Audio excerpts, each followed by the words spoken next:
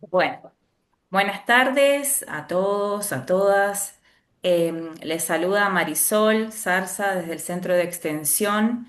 Estoy acompañada como anfitriona de la directora del Centro de Extensión, que es Jacqueline Cafetti. En este momento, ella por lo general, cuando participa de las actividades, suele ella realizar las aperturas, pero en esta ocasión está con un poco, digamos, tiene un poco complicada la voz, sí, está un poco difónica, entonces se le complica y me pidió que sea su voz en esta oportunidad. Les damos la bienvenida a los participantes que se conectaron, que se van conectando. También agradecemos, por supuesto, a nuestros invitados de hoy, los profesionales, el médico especialista Ángel D'Annunzio y la psicooncóloga Luisela Lorenzo, que son quienes nos van a acompañar en esta charla que justamente es sobre el cáncer de mama. Ambos son especialistas en esta temática.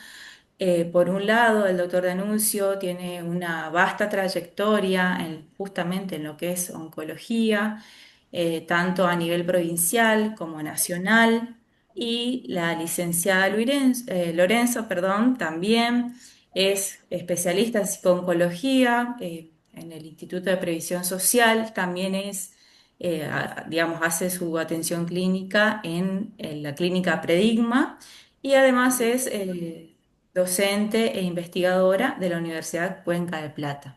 Entonces, estamos muy agradecidos que podamos contar con ustedes hoy, que los pudimos reunir para, de alguna manera, también justamente conversar, como hoy recién nos decía el doctor D'Annunzio, que es por ahí el cáncer más frecuente, el que se da. Entonces, y nos comentaba antes de comenzar la charla que todo el tiempo, por suerte también se realizan investigaciones, hay avances, hay siempre nueva información para compartir, para concientizar y por supuesto todo con el fin de cuidar nuestra salud.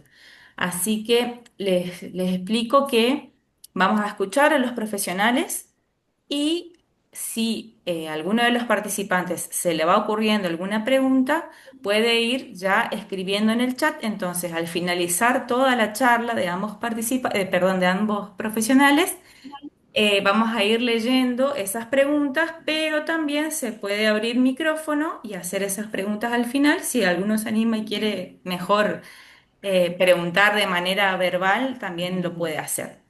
Así que después de esta apertura le doy la palabra al doctor D'Annunzio para poder comenzar esta charla. Muchísimas gracias. Buenas tardes, bueno, muchas gracias. ¿Me escuchan bien? Sí, se escucha. Sí, se escucha. Perfecto, bueno, muchas gracias a toda la gente de la universidad. Como siempre, para mí un placer poder compartir esto con ustedes.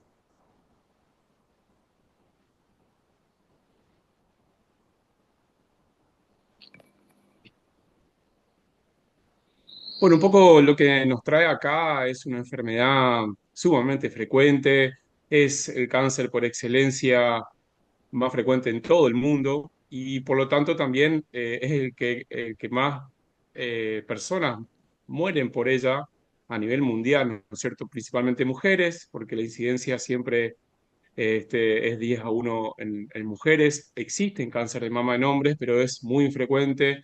Lo hemos visto, hemos visto cerca de 10 cánceres de mama en hombres en los últimos 10 años en el hospital, pero la frecuencia más alta, ¿no es cierto?, son las mujeres, y ahora vamos a investigar un poquito por qué.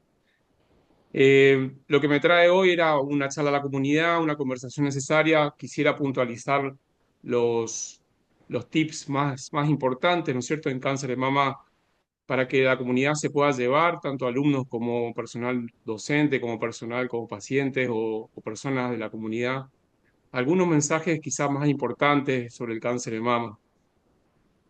Inicialmente nosotros tenemos que pensar que el cáncer de mama, como siempre decimos, es el cáncer más frecuente y cerca de 2,2 millones de mujeres tienen cáncer de mama nuevos por año. Imagínense que son cerca, un poco más de 2 provincias de Misiones en el mundo con cáncer de mama en mujeres y cerca de 8 millones de mujeres conviven con la enfermedad frecuentemente. O sea, continuamente hay 8 millones de mujeres que tienen la enfermedad, ¿sí? Que están transcurriendo algún momento de su enfermedad dentro de los 5 años.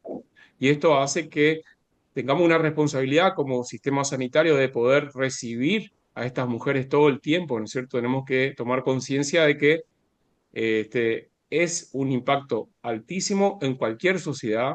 Posada no es la excepción, es una ciudad que es una capital de una provincia, por lo tanto acá sabemos que hay cerca de 150 200 mujeres con cáncer de mama por año nuevas, ¿sí? Cerca de 4 o 5 mujeres por semana nuevas posadeñas se diagnostican por semana cáncer de mama y esto es una incidencia altísima para bajar a nuestra sociedad, ¿no? Entonces, hablamos de un alto impacto en incidencia y un alto impacto en, en la mortalidad de esta enfermedad por su alta frecuencia, ¿no? Esta es una diapositiva del congreso que tuvo lugar ahora en Berlín, este, con que se refiere a cáncer de mama, donde grafica claramente estos un poco más de 2 millones de mujeres, nuevos casos por año, distribuidos en los 5 continentes. Claramente Asia es la mayor proporción, principalmente por su cantidad de población, pero los países en desarrollo, perdón, los países desarrollados son los más afectados por esta enfermedad. Es una enfermedad que principalmente afecta a ciudades ricas o países ricos, y esto es por algunos factores culturales y de predisposición que también vamos a ver. En Argentina, claramente también es el tumor más frecuente, con 74 casos cada 100.000 mujeres. O sea, estamos hablando que el primer puesto es el cáncer de mama y el segundo puesto es el cáncer de próstata con 45. Fíjense, la diferencia entre primer y segundo puesto es abismal. O sea que el cáncer de mama prácticamente duplica al cáncer al segundo puesto, ¿sí? Entonces, esto también lo hace muy particular como un cáncer que prácticamente es mucho más frecuente que cualquier otro tipo de tumor.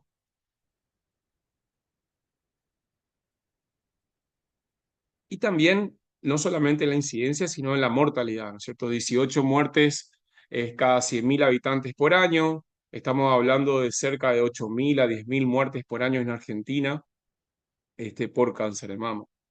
Y la distribución claramente no es siempre la misma en todos los lugares del mundo, así como en todas las provincias. Existen diferencias entre las provincias, tanto en incidencia como en mortalidad. Misiones es una de las provincias que no se caracteriza por tener altos índices de cáncer de mama, principalmente porque es una provincia joven, con multiparidad, y esto baja la incidencia, pero sí tenemos una alta mortalidad, y esto es un poco un indicador que tenemos hoy.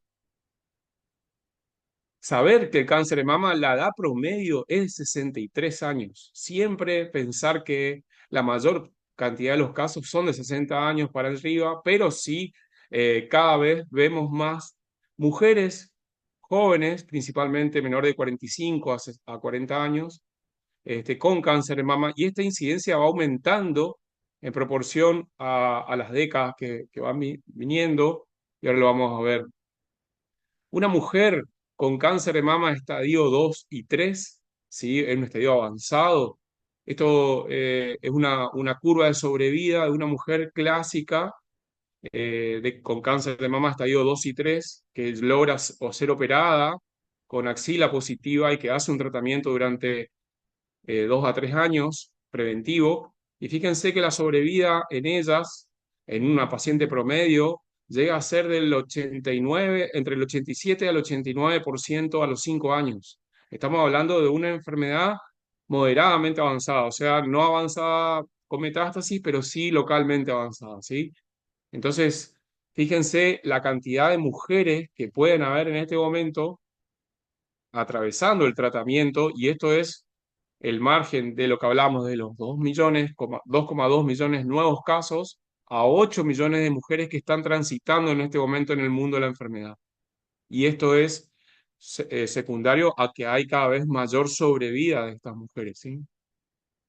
Y cada vez los tratamientos hacen que las mujeres se curen más. ¿Cómo? Porque mejoran los tratamientos target que han impactado en la sobrevida. Por ejemplo, estos son curvas de mejorías en la sobrevida global de mujeres que han tenido respuestas completas con tratamiento, es decir, tumores que han desaparecido prácticamente previo al tratamiento quirúrgico.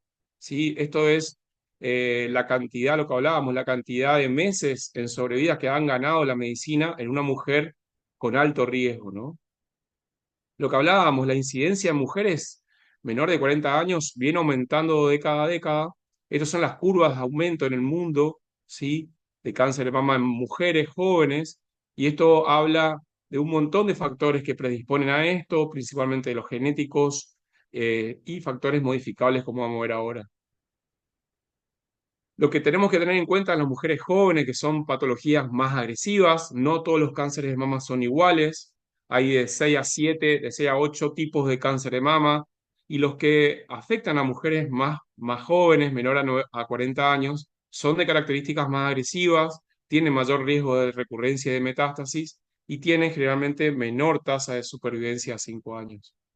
Y la enfermedad del cáncer es una enfermedad multifactorial, tenemos que entenderla como que se necesitan muchísimos mecanismos a romper, sin embargo se rompen y es muy frecuente, pero que requieren múltiples procesos de alteración del ADN provocados por mecanismos epigenéticos o mecanismos intrínsecos que desencadenan finalmente una cascada de mutaciones que determinan que una célula se vuelva cancerígena. Pero lo que nos llama hoy acá son los factores de riesgo, principalmente los modificables, ¿no es cierto? Porque lo que hablamos de que el cáncer de mama tiene factores de riesgo no modificables y modificables. Dentro de los no modificables, claramente el sexo femenino aumenta muchísimo la incidencia, la edad, la raza, la historia familiar, la densidad mamaria, la edad a la primera menstruación, o sea, las niñas que tienen menarca o ciclos menstruales a temprana edad, menor a los 12 años, tienen una factor predisposición mucho más alta que una niña que ha tenido la menarca más tardía. Entonces, nosotros tenemos que pensar que el factor de predisposición, primero, la raza blanca es la raza más frecuente, sin embargo, hay muchísimo cáncer de mama en mujeres de raza negra, este, pero la raza blanca es de mayor frecuencia. Nosotros tenemos que pensar que la edad es por sí ya un factor predisponente.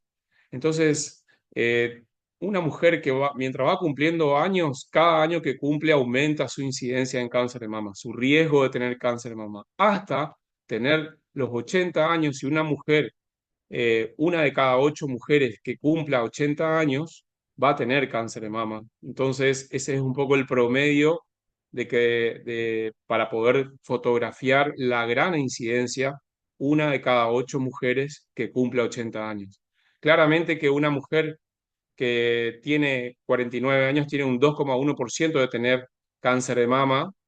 Sin embargo, ese porcentaje va aumentando hasta una de cada 8 mujeres, o sea, cerca del 12 o 13% a los 80 años. Después tenemos que pensar también en los factores familiares, los antecedentes familiares.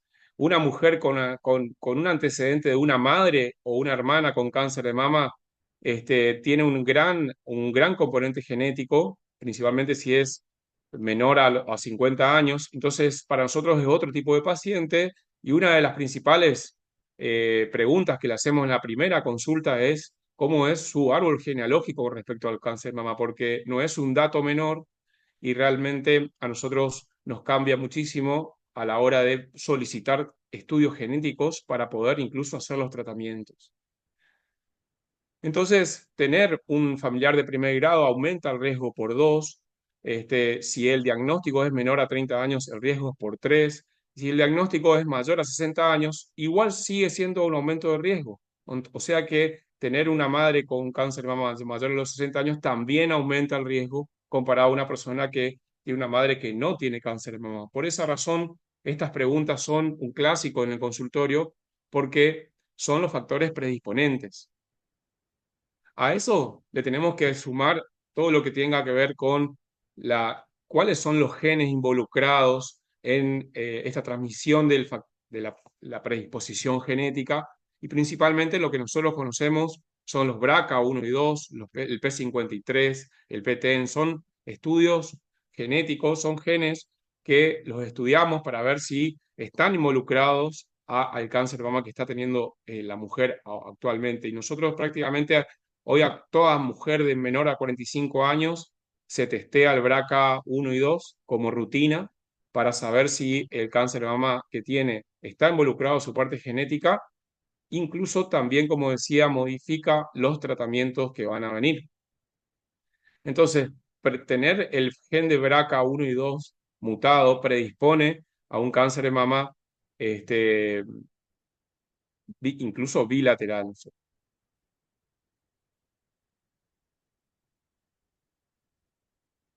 Tener la densidad del tejido mamario, o sea, mujeres con alta densidad mamaria, también es un factor predisponente para tener cáncer de mama. Hay mujeres que eso, las mujeres lo tienen que conocer. Hay una densidad mamográfica que, al ser altamente denso, predisponen más a tener cáncer de mama y esto, en general, las mujeres se controlan en su chequeo anual, ¿cierto? Como le decía, la menarca precoz es un factor predisponente que predispone muchísimo y se nombra poco.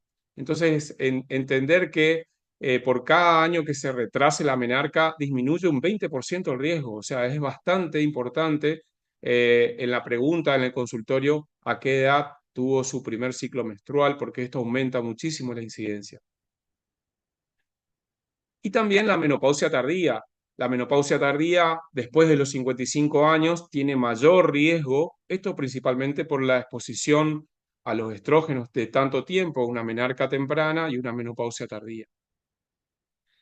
Y después los factores ambientales, principalmente la terapia radiante. No estamos en un lugar de bombas atómicas, pero eso también predispone al cáncer de mama. Pero la terapia con radioterapia, principalmente en mujeres que tuvieron linfoma de pequeñas y que se han irradiado principalmente el tórax, tiene mayor predisposición de cáncer de mama. Pero principalmente lo que vamos a hacer hincapié en la charla de hoy son el estilo de vida y esto es fundamental para poder entender cómo el sobrepeso y la obesidad aumentan muchísimos tipos de cáncer, ¿no es cierto? Pero principalmente el cáncer de mama está involucrado el tejido adiposo, produce un proceso inflamatorio que predispone a la liberación de moléculas que son procancerígenas. No solamente el cáncer de mama, sino muchísimos tumores como el cáncer de vejiga, el estómago, el de páncreas, el de colon rectales, siempre están asociados al sobrepeso y a la obesidad. Lo que le decía, hay moléculas que se liberan con el proceso inflamatorio en el tejido adiposo y esto predispone al proceso cancerígeno. Entonces, entender que el sobrepeso tiene un factor principal a la hora de aumentar la incidencia en cáncer de mama. Nosotros siempre hablamos con los alumnos que, por ejemplo, en Estados Unidos hay mayor cáncer de mama que en Argentina, pero proporcionalmente hablando, ¿no? Proporcionalmente a su población, Estados Unidos tiene muchísimo más cáncer de mama que en Argentina y esto se debe principalmente a la dieta que tienen los norteamericanos y más del 60-70% de la población tiene signos de obesidad y esto habla mucho en comparación a la Argentina o a otros países que tienen menor índice de cáncer de mama porque tienen menor índice de body mass index o de sobrepeso, ¿no?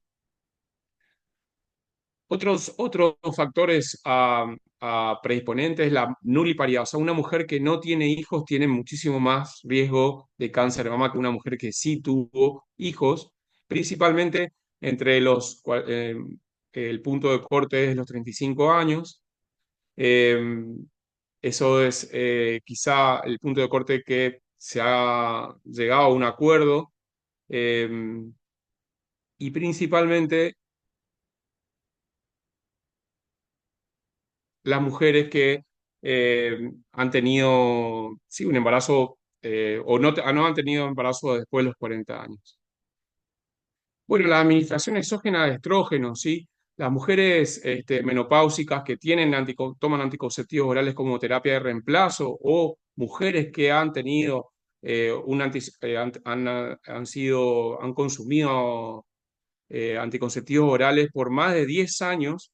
Sí, es común hoy una mujer de 25 años toma terapia de reemplazo hormonal como anticonceptivo entre los 25 y 35 años y eso aumenta el riesgo de cáncer de mama, ¿sí? Tanto en la posmenopáusica como en la premenopáusica. Entonces, saber que 10 años es quizá el tiempo correcto a tomar y que tomar más de 10 años aumenta la incidencia y esto la población no debe dejar de saber. Y también el factor, aparte de hablar del sedentarismo, la obesidad y lo que tenga que ver con la paridad, el consumo de alcohol está íntimamente relacionado al cáncer de mama. Y no es un consumo excesivo, estamos hablando de un consumo casi social. Cuando nosotros tomamos las medidas de un trago, sería una lata de cerveza que tiene más o menos 5% de alcohol, o un vaso de una bebida blanca, una bebida media que tiene 7% de alcohol, o una copa de vino, o un trago, digamos. Esas son medidas estandarizadas a nivel mundial que determinan cuánto una persona toma diariamente y esto está medido y pues, se puede determinar cuánto es la predisposición según lo que uno toma. Si una persona, el cáncer de mama aumenta cuando una persona toma al menos una de estas bebidas por día para las mujeres y hasta dos bebidas para los hombres. En este caso estamos hablando de mujeres, entonces más de una de estas bebidas por día ya aumenta la incidencia del cáncer de mama. Y estamos hablando de consumos sociales. Después el consumo excesivo se termina eh, como 4 bebidas para las mujeres en un lapso de menos de 2 horas, por ejemplo, o esta situación en más de 5 situaciones por mes. Y esto es lo que lo determinan como un consumo excesivo de alcohol o consumo fuerte en este caso. Fíjense en esta tabla con respecto al consumo de alcohol, estamos hablando de que mujeres que no beben tienen un punto de referente a 1 con respecto a la incidencia de cáncer de mama. Las mujeres que beben liviano ya tienen aumento de la predisposición y las mujeres que beben moderado, o sea, estamos hablando de un trago por día, ya tienen un aumento de la predisposición bastante más sólida que las mujeres que no beben. De hecho, hay toda una campaña en el mundo y en Europa con respecto al cáncer de mama y el alcohol, donde se le brinda a la mujer toda la información con respecto al aumento del consumo de alcohol en el mundo, ¿sí? Principalmente las mujeres, y el aumento de la incidencia de cáncer de mama. Lo que nosotros tenemos que saber es que el 50% de las mujeres no tienen solamente como factor de riesgo la edad, ¿sí? Y y el sexo. No tienen otro factor de riesgo. Entonces podemos actuar frente al otro 50% que sí lo tiene. O sea que las mujeres que se cuidan con respecto a su físico y a los factores como hablábamos de la bebida, este, aún así, solamente por el hecho de ser mujeres y por obtener aumento de la edad, ya tienen un factor de predisposición muy alto, ¿no? Entonces los factores protectores son el consumo adecuado de frutas y verduras, no ser sedentario, el movimiento, la lactancia y tener una paridad principalmente antes de los 35 años. Y lo más importante de todo que quería traerlo el día de hoy, era este gráfico que nos refieren, fíjense que esto es aumento de la predisposición del cáncer de mama según los estilos de vida y que la barra más clarita, la de la izquierda en los tres bloques, es un estilo de vida saludable que está por debajo de la línea del punto de corte y los otros son estilos de vida no saludables, ¿sí? Entonces, la importancia en el estilo de vida con respecto a la incidencia del cáncer de mama, hay un antes y un después con respecto a esas mujeres y cambian las curvas de incidencia a nivel mundial. Con respecto al screening, dos palabras para terminar. El screening, lo que tenemos que saber es que la mamografía disminuye un 30% la posibilidad de una mujer muera por cáncer de mama.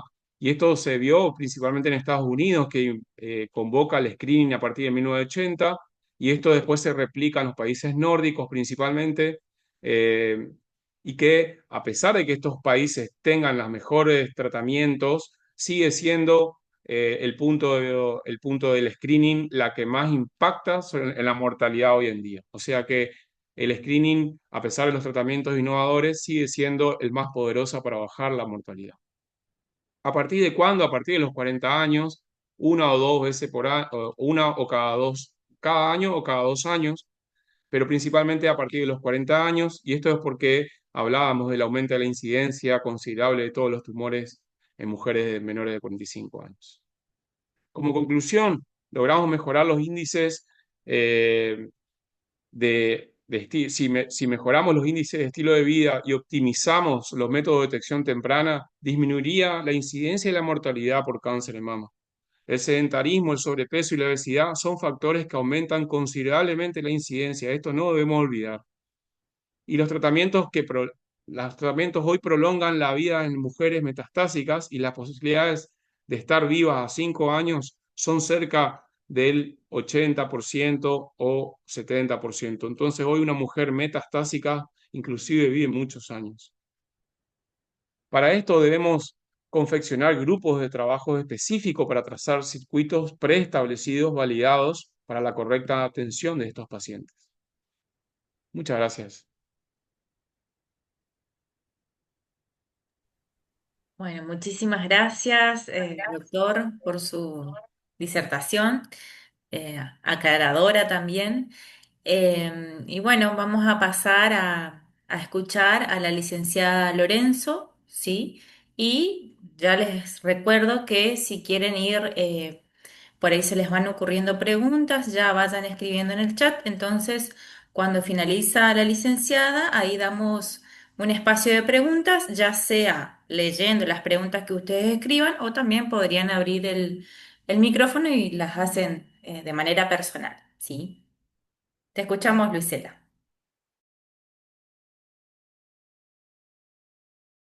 Justo estás muteada. Ahí. Ahí está. Bueno, buenas tardes a todos, a los que se conectaron, a los que están interesados en la temática. Gracias nuevamente a la universidad por convocarme, al doctor Danucio por compartir esta charla conmigo. Y bueno, un poco la idea desde mi profesión es contarles un poco acerca de la importancia del acompañamiento integral, tratando de puntualizar justamente cuál es el rol del psicooncólogo, ¿no? Dar a conocer un poquito sobre la importancia de recibir ese acompañamiento para mejorar la calidad de vida de quien transita un cáncer de mama, ¿no?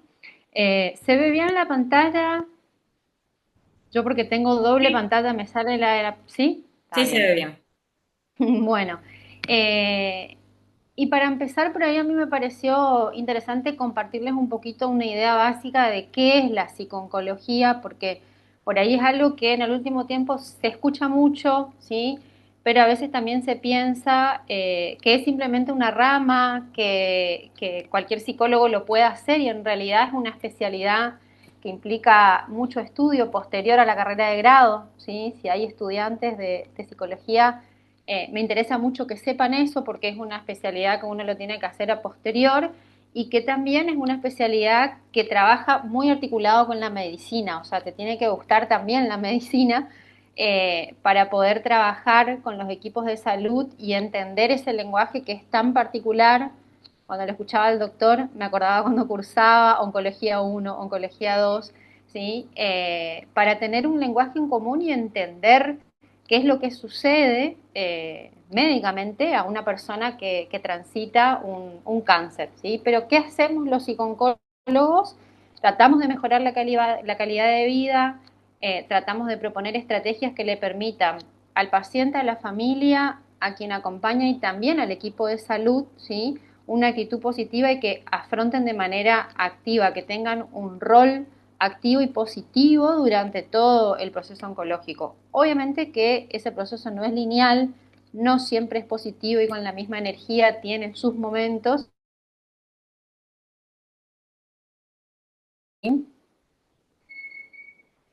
Ahora, nosotros sabemos que nuestro trabajo debería empezar desde el momento del diagnóstico y que podemos acompañar todas las etapas, o sea, durante el tratamiento, durante el final del tratamiento o post tratamiento, como le decimos, o cuando hay recaídas, ¿sí? O en un momento de final de vida. Digamos.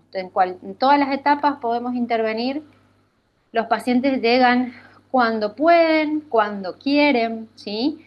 Pero si nosotros estamos incorporados, digamos, en este modelo de atención integral desde el momento del diagnóstico, vamos a poder trabajar en ese duelo que hay que hacer por la pérdida de salud, en primer lugar, y por todas las pérdidas que acarrea el diagnóstico oncológico, ¿no? La pérdida de tu rutina, la pérdida de tu vida social, la pérdida de tu vida laboral, ¿sí? De repente pasás a estar en salas de espera, en hospitales, haciéndote estudios, ¿sí? Cuando hasta que recibiste el diagnóstico tenías otro ritmo de vida, ¿sí? Frente a eso se manifiesta, ¿sí? Un cúmulo de emociones que son difíciles de manejar en un primer momento, que tienen que ver con una negación, en primer lugar, ¿sí? Que no es que la persona directamente no acepte, sino que el mismo shock emocional, ¿sí? Le genera como esta sensación de a mí esto no me está pasando, me voy a despertar mañana y mi vida va a seguir siendo la misma de siempre, ¿no? El enojo que a veces aparece con esto de que la mujer siempre se controla y que de repente igualmente pueda aparecer el diagnóstico, ¿no? Yo que todos los años me hago los estudios, me hago la mamografía, me hago la ecografía, igual aparece, ¿no? Por todo esto que decía el doctor, por lo multifactorial, ¿sí? Y por los factores que son inmodificables, ¿sí? Entonces también aparece la desolación y la incertidumbre como la emoción que acompaña de manera transversal a cualquier diagnóstico oncológico, no solo al cáncer de mama, que tiene que ver con esto de que no es una ciencia tan cierta, ¿sí? Es como que se va también, si bien hay cuestiones estadísticas y son a las que los pacientes se suelen aferrar muchísimo, ¿no? A la sobrevida, a los resultados de los tratamientos, ¿sí? Cuántas mujeres se salvan, ¿sí? Pero igualmente siempre hay como una sensación de yo puedo ser, ¿sí? El 10% que no se salve, puedo ser el 10% que recaiga, ¿sí? Aparece esa sensación. Y también la espera, ¿sí?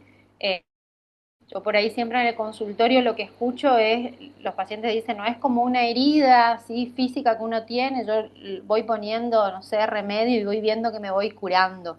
Tengo que esperar el final del tratamiento, repetirme los estudios, ¿sí? Después cada 6 meses, y todas esas esperas van acompañadas de esta sensación de incertidumbre, de no saber, digamos, y de un déjà vu también, ¿no? Al principio, también como un fenómeno muy, muy común que acompaña al paciente por el mismo trauma que le genera el diagnóstico, por el mismo impacto, digamos, que genera un diagnóstico oncológico, como de volver a revivir. Y que ese es un fenómeno que más o menos tendría que estar cediendo ¿sí? Al año de haber finalizado el tratamiento. ¿Por qué digo esto? Porque también hay mucha gente que termina el tratamiento y psicológicamente quiere ya estar recuperado, digamos, de toda la conmoción que generó a nivel emocional. Y hay que darle tiempo, como uno le da a lo físico, digamos, también un tiempo para recuperarse, a lo emocional también hay que darle tiempo. ¿Sí? Entonces uno ve que nuestro trabajo, ¿sí? Que tiene que ser de principio a fin, ¿sí? Tiene que ver con darle la posibilidad a la persona que resignifique el cáncer, ¿sí? Que le dé un nuevo sentido, ¿sí? Y que lo pueda de alguna forma integrar a su propia historia, ¿sí? Hay una frase de Eduardo Galeano que a mí me gusta mucho y me hace acordar a esto, que tiene que ver con esta idea de que los científicos dicen que estamos hechos de átomos, ¿sí? Pero a mí un pajarito me contó que estamos hechos de historias. Y esta, ¿sí? El diagnóstico oncológico, tendría que también ser parte de la historia de vida de una persona, ¿sí? Eh, el trabajo del psicooncólogo es justamente trabajar para que esa narrativa no quede anclada y determinada por el diagnóstico oncológico, sino que el paciente tenga la capacidad de transformar, ¿sí? Se escucha mucho la resiliencia, ¿sí?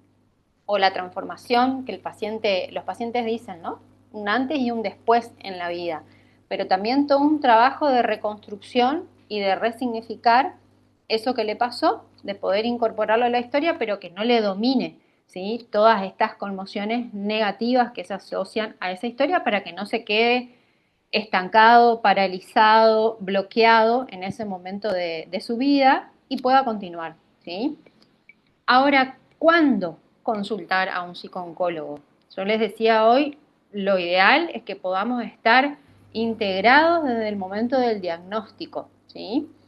¿Y por qué desde ese momento? Porque como ciencia disciplinar somos por ahí los profesionales que tenemos de base más formación en lo que es habilidades de comunicación verbal y no verbal, ¿sí?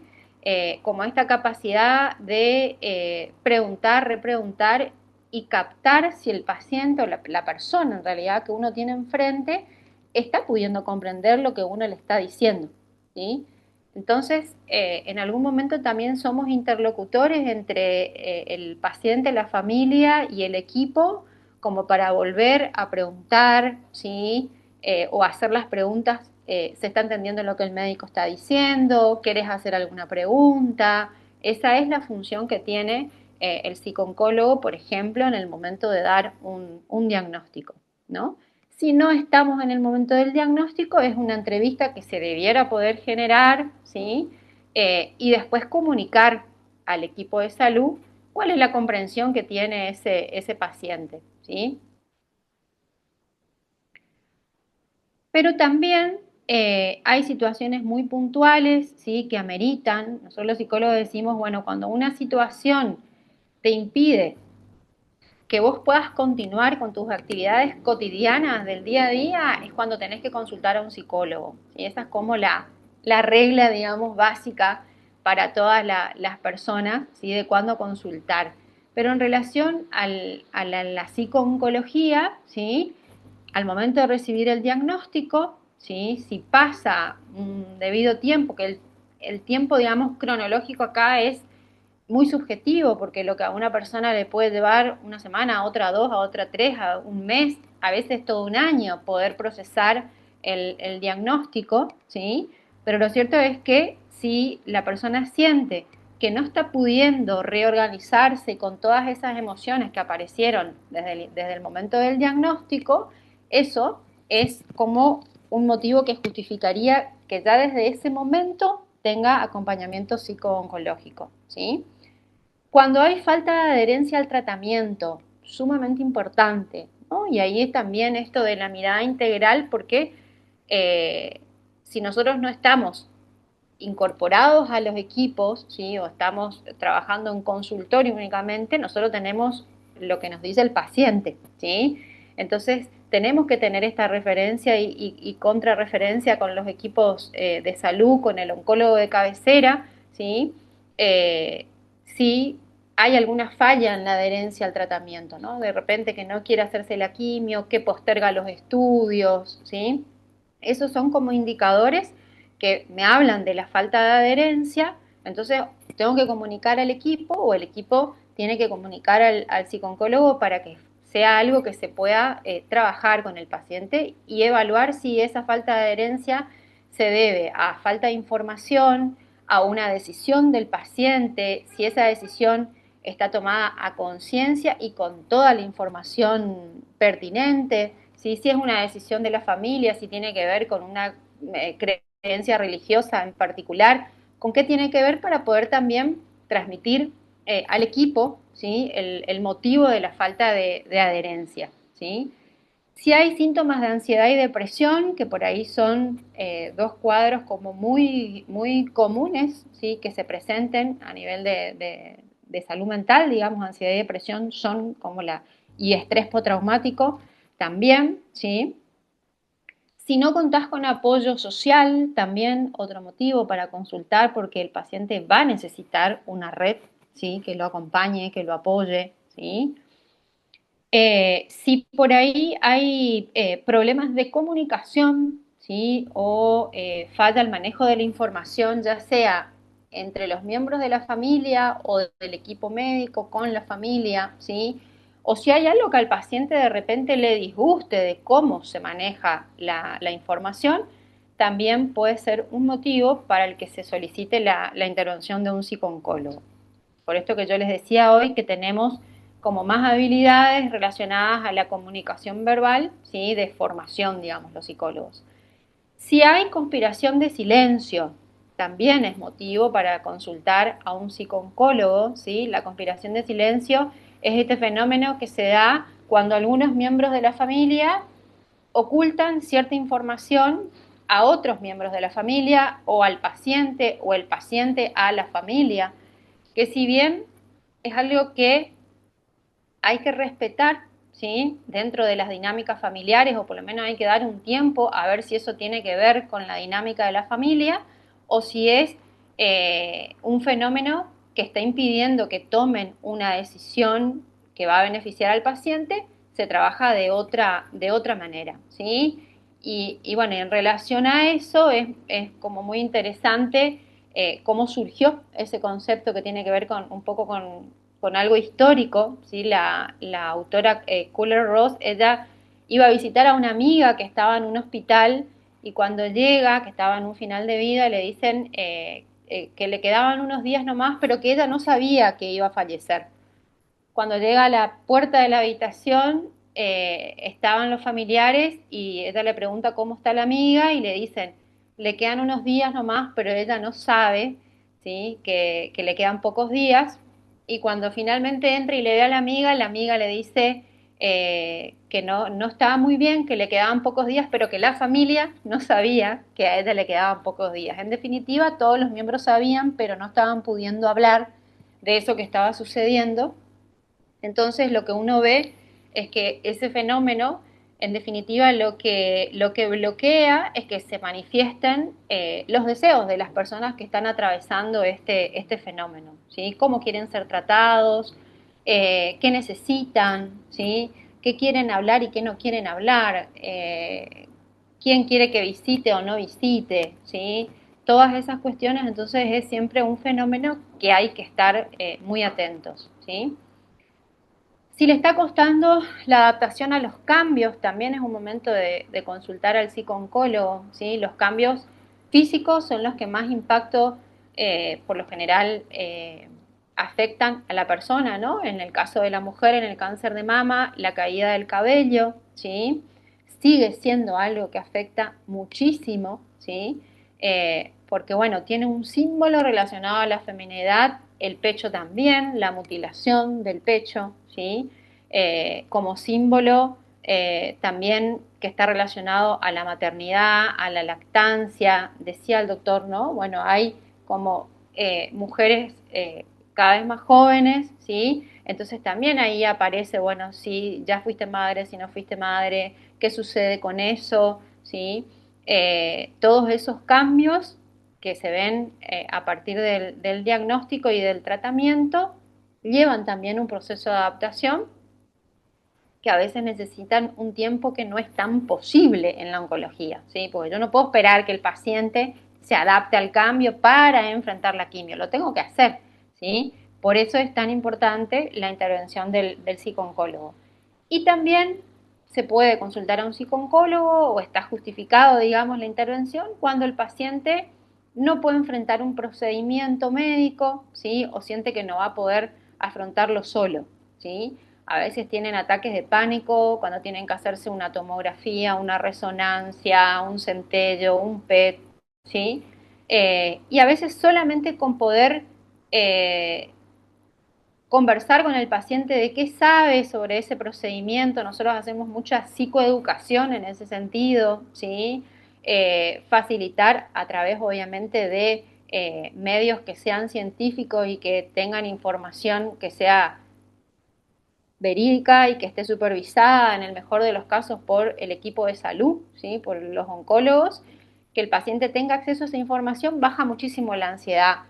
Yo siempre digo, como cualquier cosa en la vida en realidad, ¿sí? Porque si yo voy con los ojos vendados a hacerme, no sé, una intervención quirúrgica, no sé, mínima en el dedo, y sí, voy a ir con miedo, porque no sé ni qué me van a hacer, ni qué puedo sentir, ni qué me puede pasar después, si voy a ciegas, ¿sí? En cambio, si tengo un poquito de información, que siempre también tratamos de marcar a los pacientes, es una información general, porque después la persona tiene una historia de vida, tiene una personalidad, tiene un cuerpo que es único y que capaz no reacciona como la generalidad, reacciona de otra forma, ¿sí? Entonces es como un abanico de cosas que uno le dice, pero después está la experiencia, ¿sí? Propia del paciente. Pero a veces comunicarle las generalidades ya le ayuda a que pueda afrontar los procedimientos médicos. Ahora, también puede consultar, yo les decía hoy, o el acompañamiento del psicooncólogo dirigido a la familia, ¿sí? ¿Y por qué? ¿O qué desafíos enfrenta la familia, ¿sí? Y donde nosotros vamos a intervenir. Nosotros sabemos que los desafíos de la familia son muy parecidos a los del paciente, ¿sí? Nunca igual, y no es porque uno sea más o menos importante, ¿sí? Pero sino que uno estratégicamente tiene que ir trabajando con el paciente y con la familia, ¿sí? El que dirige todo es el paciente, ¿sí? Y lo más importante es lo que quiere el paciente. Pero hay que poder acompañar también a la familia porque es la que contiene, ¿sí? Es la que asume, en el mejor de los casos, ¿sí? El rol de cuidador principal, el que hace los trámites administrativos, ¿sí? Pero con respecto a los desafíos de la familia, nosotros vemos que se presentan como, en primer lugar, dos cuestiones. Todos los desafíos emocionales que son prácticamente iguales a los que yo mencioné al principio. Negación, enojo, conmoción, ¿sí? Incertidumbre, pero no son los que están viviendo en el cuerpo, digamos, ¿sí? No son los que tienen el diagnóstico, pero es como que si lo tuvieran. Y a nivel informativo son como los dos desafíos eh, no lo más importante, pero son los que más se trabajan, ¿sí? El manejo de la información. Tienen que negociar y renegociar durante todo el proceso la comunicación en la familia, ¿sí? Y la comunicación en un sentido amplio relacionado también a las emociones, porque por ahí la familia no está acostumbrada. Yo a veces le digo, ¿le preguntaste cómo se siente? ¿Cómo está? Porque de repente las 24 horas del día se habla del cáncer, ¿sí? Y que a fulano le pasó tal cosa y que sultano consultó en tal lado y que no hagas esto y no le preguntaron cómo está, ¿sí? Cómo se siente, qué tiene ganas de hacer hoy, ¿sí? Entonces es un desafío para la familia como lograr el equilibrio entre el manejo de la información para que no se vuelva un tema de conversación central el cáncer, porque eso a veces al paciente le afecta mucho, y también todo lo que vive a nivel emocional, que a veces también se genera como un bloqueo. Por eso también es un desafío, ¿no? La familia directamente anula sus emociones porque considera, en primer lugar, y no está mal, lo que le pasa al paciente. Entonces, de repente, yo no le quiero preocupar con lo que a mí me pasa, ¿sí? Pero, ¿qué sucede? Al final de todo este proceso también tenemos un familiar, ¿sí? Desgastado, claudicado, porque no tuvo un acompañamiento durante el proceso, ¿sí? También hay desafíos a nivel espiritual o existencial, crisis, ¿sí? Que se da en ese sentido, ¿sí? A nivel social, porque los vínculos se modifican, algunos se pierden, ¿sí? De repente quien era tu gran amigo y que vos pensaste que te iba a acompañar, ahora desaparece, ¿sí? Y nosotros los psicólogos ahí trabajamos mucho que a veces es porque se ven imposibilitados de acompañar en ese momento, ¿sí? Porque también cada uno tiene una representación sobre el cáncer. Entonces, a veces la respuesta que yo doy es en relación a eso, ¿sí? A priori uno dice, bueno, yo nunca en mi vida, ¿sí? Voy a poder acompañar a una persona con cáncer. Entonces, lo más natural es que si tengo una amiga o un amigo que tiene cáncer, desaparezca, porque ya internamente me veo imposibilitada. O el proceso te sorprende y sos la mejor compañera para ese momento, ¿sí? Pero bueno, nosotros los psicólogos conversamos de esto y en cierta forma también anticipamos a la familia que esto puede pasar, ¿sí? Que los vínculos cambian en un proceso así, como cambian en cualquier crisis de la vida, ¿sí? Tratamos también de sacarle el plus que ya tiene el cáncer por sí mismo, ¿sí? De todas las cosas como malas que suceden a partir del diagnóstico, ¿sí? Yo insisto mucho en que como sociedad tenemos que poder hacer las paces con el cáncer, ¿sí? Porque sabemos que está asociado a la idea de morirse, entonces, bueno, se lleva todos los males del cáncer, ¿sí? Eh, y bien, y a nivel práctico también es un desafío para la familia porque el diagnóstico oncológico les exige reorganizarse, ¿sí? Si de repente mamá recibe un diagnóstico oncológico y es la que se ocupa de llevar y traer a los chicos, ¿sí? O es la persona que, no sé, tiene mayor ingreso en la familia, ¿sí? Entonces, bueno, hay que reacomodarse, o mamá y papá son los que van a viajar a hacerse el estudio a Buenos Aires. Bueno, ¿y con quién se quedan los chicos? Todas esas cuestiones también, ¿sí? Indefectiblemente generan a nivel emocional y esto es como un círculo, ¿sí? Que no tiene principio ni fin, ¿sí?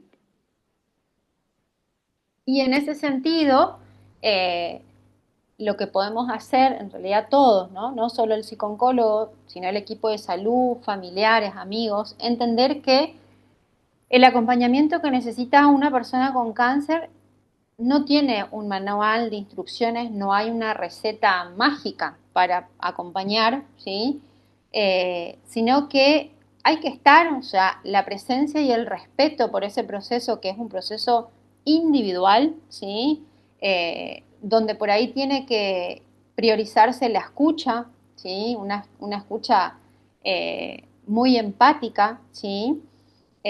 Un silencio que por ahí no juzgue es lo que va a asegurar que ese acompañamiento sea de calidad para la persona, ¿sí?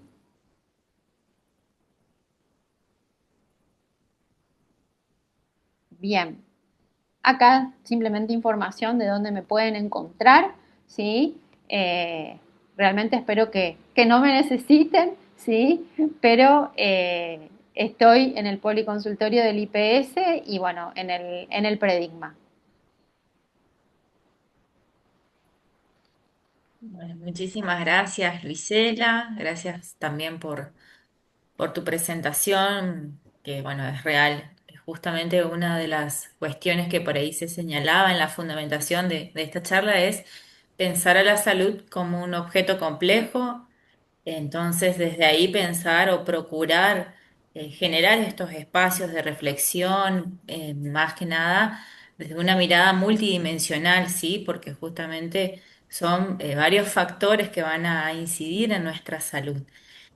Antes de pasar al momento de las preguntas, si es que las hay, aprovecho para saludar a la señora decana y agradecer su presencia, que siempre nos está acompañando desde en esta actividad del ciclo de charlas abiertas a la comunidad. Siempre estamos armando juntas el cronograma de charlas de los profesionales, así que es muy especial su presencia para nosotros en este momento. Bueno. En el chat no vi ninguna pregunta, quizás se animan a preguntar, a abrir micrófono, a preguntar o a comentar o alguna reflexión. Este es el momento para que puedan participar quienes se conectaron a esta charla para de alguna manera hacer algún intercambio con los profesionales que nos, que nos visitan, vamos a decir, de manera virtual en esta charla. Quería preguntarle ¿Sí? al licenciado Lorenzo, este, ¿Cuál es la frecuencia principalmente del, del tiempo a la consulta?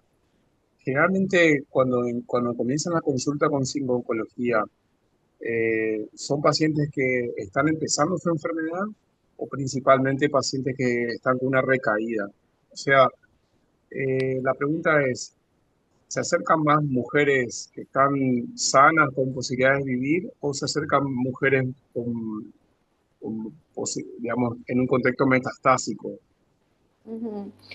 En la actualidad, los pacientes que yo tengo en consultorio, por lo general llegan, por suerte, ¿sí? En el momento del diagnóstico, cuando están haciendo, por lo general, el prequirúrgico inclusive, o bueno, dependiendo con toda la evolución de los tratamientos, ahora no es la cirugía lo primero a veces, pero como que llegan entre que están esperando el resultado de la punción y viendo qué hacen, o sea, ahí cuando están contactándose con el mastólogo, la mastóloga, la gran mayoría, o sea, que están llegando desde el momento inicial. Después tengo otras pacientes que llegan cuando ya hicieron la primer quimio, o sea, cuando están en etapa de tratamiento, ¿sí? Y un porcentaje muy chiquito, cuantitativamente debo tener 3 pacientes puntuales que llegaron ya con metástasis, por ejemplo, o con una recaída, un segundo cáncer, después de un cáncer de mama de, o sea, de 10 años, ¿sí? Pero son menos los pacientes, llegan más en ese estadio de la espera ahí de el resultado de la punción, o sea que en etapa de diagnóstico. No sé si respondí, pero... Sí, perfecto. No, es un detalle no menor, porque principalmente eso refleja que las pacientes tienen dónde ir, tienen turno, digamos, al inicio de la enfermedad. Y como decía Lucela, ¿no? El paciente oncológico transita por un montón de etapas que son diferentes, son muy diferentes. Inicialmente viene un proceso de inicio, ¿no es cierto?, de aceptación y adaptación y la forma en cual el paciente va a encarar, la paciente va a encarar el proceso. Y después muy diferente es la otra etapa de la recaída en una paciente metastásica, ¿no es cierto? Son otras intervenciones que hacemos, realmente con una paciente sin cura, la óptica en el consultorio es otra, y uno va reforzando otras características a lo largo de la enfermedad. Por eso hablaba, ¿no es cierto?, que de la importancia, como decía la licenciada, la importancia de la consulta temprana, ¿no es cierto? Porque ahí es donde los profesionales pueden acompañar todos los aspectos de la enfermedad. A mí me ha tocado atender por muchísimos años muchísimos pacientes y he tenido recaídas tardías también, digamos, después de 7, 10 años de haber finalizado el tratamiento. Después de 10 años, muchos pacientes recaen y fallecen por la enfermedad. Entonces, son mujeres que ya daban por sentado que estaban curadas completamente y después de 10 años la enfermedad vuelve, lo cual genera todo un sistema nuevo de adaptación a una enfermedad que consideraba curada, ¿no? Ujú. Por eso los escenarios son diferentes, las intervenciones son diferentes y sí, la promoción de que toda mujer pueda ser acompañada para lograr las herramientas que hablaba Gisela, ¿no? O sea, todo lo que es la etapa diagnóstica, estadificación, los procesos de cirugía, son muy diferentes a los procesos de quimioterapia y radioterapia con todas las intervenciones que decía, ¿no es cierto? Realmente la irrupción de los tiempos laborales, los hobbies, el cáncer comienza a ser una protagonista en la vida de la paciente y que abandona muchísimas cosas de su día a día y le roba el protagonismo a su vida, ¿no? Y eso es muchísimo para trabajar, ¿no? Ujú. Sí, sí, sí, sí. Además también si tuvo, ¿no?, la posibilidad de recibir un acompañamiento en un primer cáncer, digamos, ¿sí? Y después, bueno, tiene una recaída, es también distinto, porque si yo me perdí, digamos, la primera parte de ese proceso, o sea, el paciente yo dije, ay, no, llega cuando puede, cuando quiere, eso es así, pero es totalmente distinto el acompañamiento si yo no la pude acompañar, digamos, en su primer cáncer, digamos, ¿no? Porque el paciente, como yo decía hoy, transformó un montón su forma de ver la vida, su forma de afrontar eso que le sucede, y a veces inclusive pedirle, ¿no? Que es algo que nosotros hacemos, que nos pueda contar un poco ese primer proceso, también genera mucha resistencia en el paciente, porque hay momentos en la vida en los que no se quiere acordar de esa primera experiencia, quiere de acá para adelante. Y la verdad que a nosotros nos aporta mucho porque saber cómo afrontó la primera vez te da como parámetros de cómo va a ser en este momento, si va a haber adherencia al tratamiento o no. Entonces, eh, pero bueno, insisto, llegan cuando quieren y cuando pueden, y no es que no se pueda acompañar si no recibió la primera vez, simplemente es distinto, ¿sí? Eso es importante también.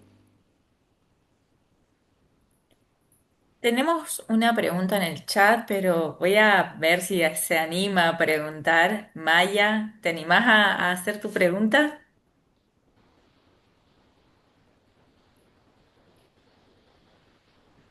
Bueno, la puedo leer.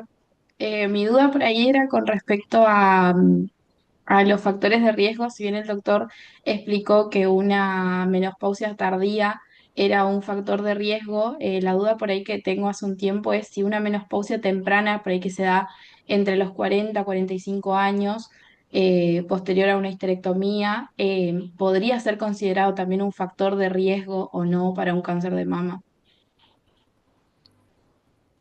Bien, bien, Marian, sí entiendo. No,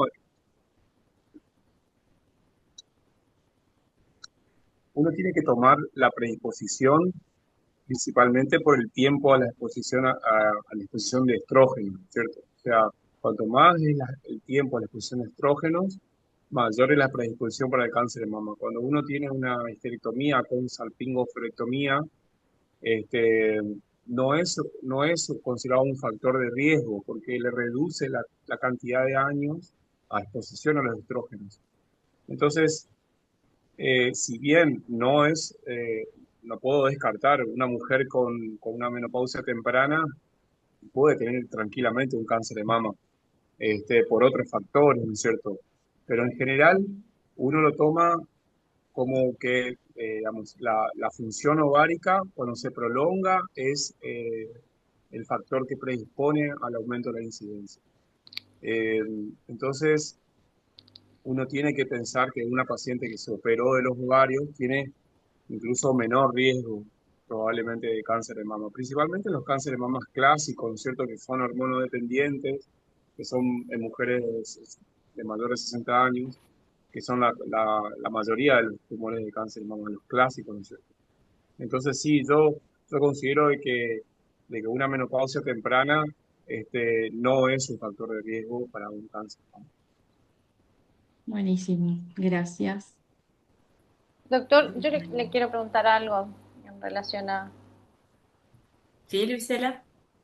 ¿Sí? ¿Puedo? Ah, no, hoy cuando decía esto de la exposición a los estrógenos, bueno, yo pensaba, ¿no? Es muy común que tomemos anticonceptivos por más de 10 años, ¿sí?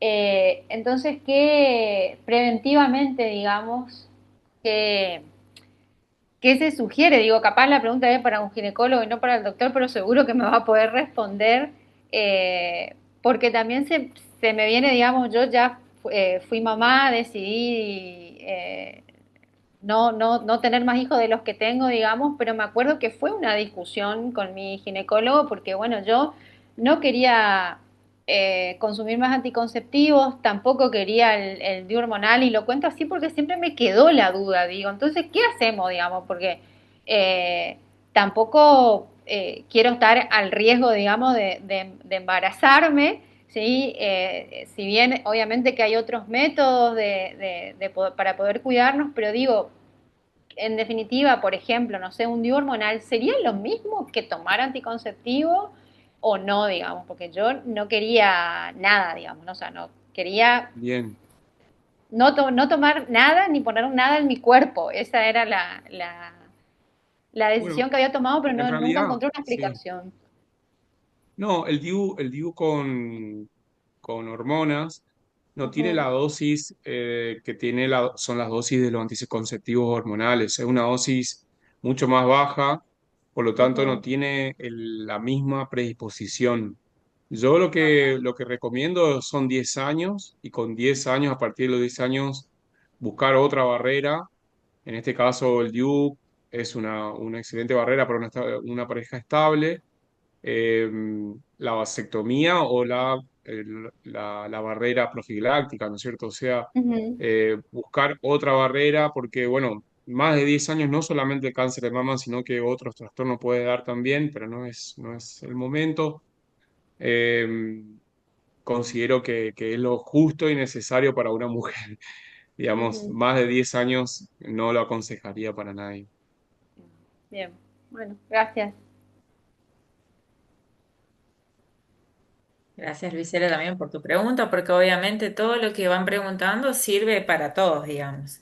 Sirve para ampliar nuestro conocimiento. ¿Alguien más que quiera realizar alguna pregunta, algún comentario, reflexión?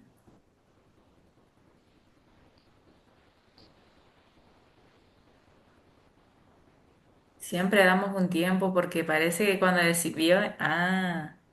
ahí está Jackie hablando en el chat y pensé que era una pregunta porque a veces damos un tiempo porque siempre cuando decimos, bueno, nos vamos despidiendo, empiezan a aparecer todas las preguntas.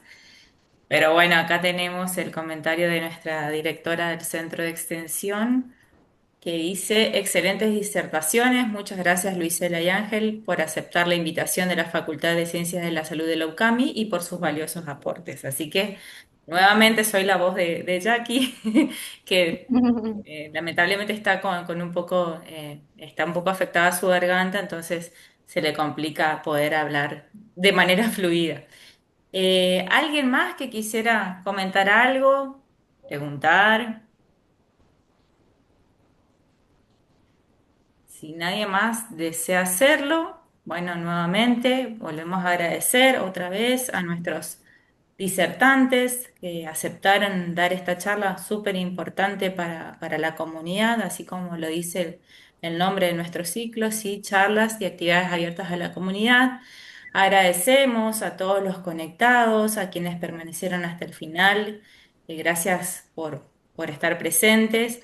Y también estén atentos porque, bueno, ahora ya estamos terminando el año, pero seguramente en diciembre tendremos otras actividades, así que estén atentos a la página de UCAMI o a las redes sociales de UCAMI, que ahí siempre se publica todas las actividades que se van a ir realizando.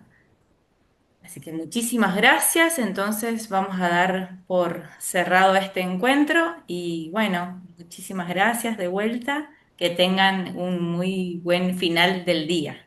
Hasta luego. Gracias, hasta luego. Muchas gracias. Luego.